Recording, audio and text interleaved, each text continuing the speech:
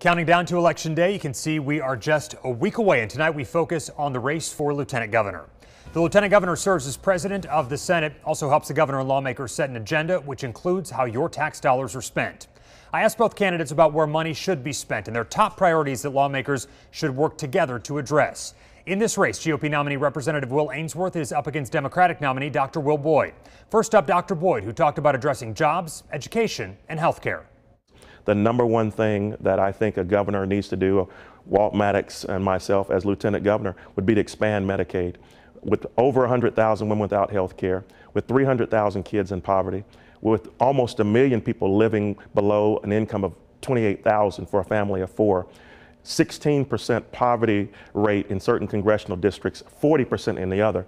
We really have to have legislators who go back to work concerned about taking care of the needs of the people. His opponent, GOP nominee Will Ainsworth, says lawmakers in the state capitol need to focus on the following. First issue is just making sure we serve with integrity, making sure we have strongest ethics laws in the country, which we do, and continue to enforce those. I think obviously second, and one of the things I hear a lot of people talking about is education. And I've got a passion for education. I've got skin in the game. I've got 3 kids that go to public schools.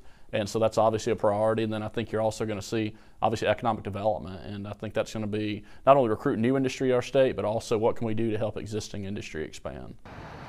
With those priorities, I asked both about our state budget. According to alabamapolicy.org, 93% of Alabama's budget is already decided or earmarked. So I wanted to know what programs each candidate thinks should get priority for available funding.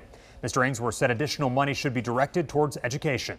Right now, obviously, education, I think pre-K is important. I think making sure we career tech and getting people job ready, I think vital. And then I also think making sure that our kids can compete in the 21st century economy through technology. So I'm going to fight for those 3 areas in education and make sure that we get the funding needed so our kids can compete. Mr. Ainsworth said he supports more money being freed up from the budget for lawmakers to allocate, saying anytime you have flexibility, that's a good thing. His opponent, Dr. Will Boyd, agrees that education funding should be at the top of the list. In terms of freeing up more money for other programs, Dr. Boyd says we need to take a close look at how we handle our budget and how we bring in revenue. Right now, we have regressive policies in place.